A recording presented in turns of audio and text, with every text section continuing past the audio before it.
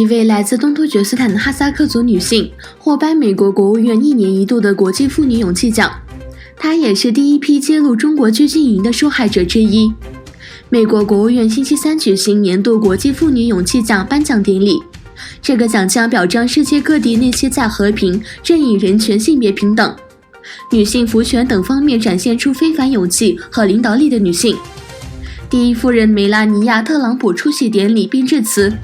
与第一夫人一同颁奖的美国国务卿蓬佩奥在致辞中说：“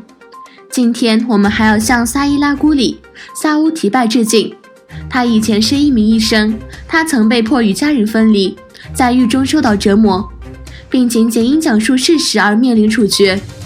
他是公开说出中国共产党压迫穆斯林少数民族的第一批受害者之一。他勇敢地讲述了新疆拘禁营的情况，并继续启发其他曾经被拘禁的人和他们的家人站出来，向世界讲述他们的故事。”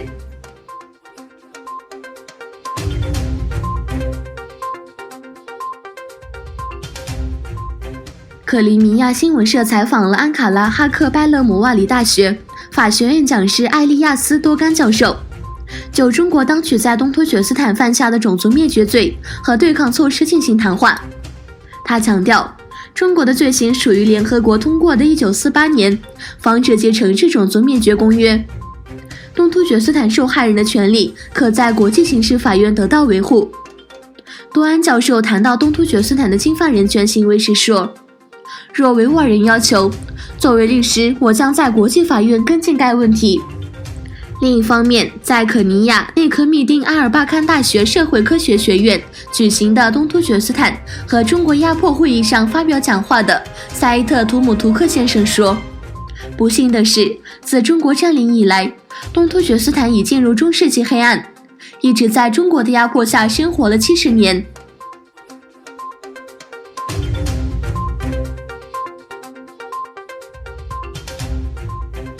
北京当局正在继续其实伊斯兰中国化的计划。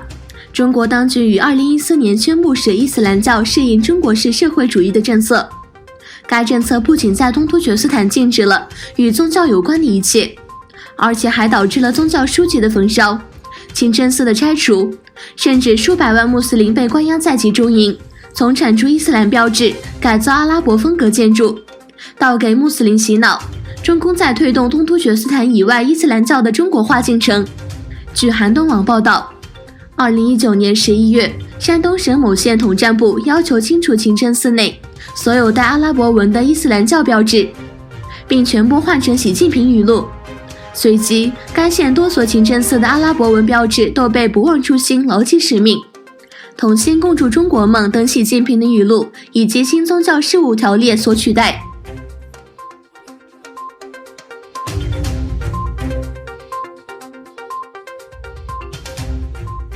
中国的汽车销量创下月度新低，由于受到冠状病毒的影响，2月份中国的汽车销量下降了80%。根据中国汽车流通协会发布的数据，2月份汽车销量下降了80%，尽管与前3周相比，日均销售额有所提高，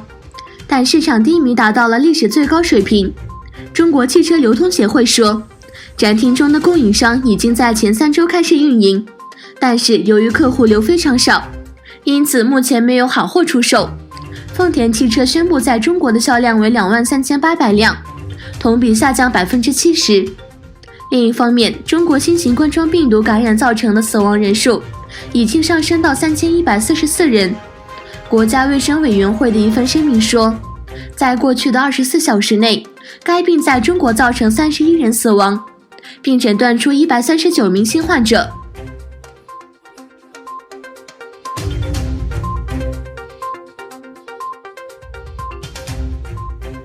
联合国教科文组织公布的统计结果显示，为防止新型冠状病毒疫情扩大，全球13个国家和地区采取在全国关闭学校的措施，影响波及约2亿9050万名学生。根据教科文组织的统计，截止周3已有13个国家和地区实施宣布在全国关闭学校的措施，包括中国、日本、伊朗、意大利、伊拉克、朝鲜等。此外，还有法国、德国、巴基斯坦、韩国等9个国家在国内部分地区关闭学校。教科文组织总干事阿祖莱发表声明，为了健康临时关闭学校，过去也曾经有过，但现在的规模前所未有，若长期持续，可能会对受教育的权利造成威胁。总部在法国巴黎的教科文组织将于下周一召开紧急教育部长会议，商讨旨在保持学习连续性的对策。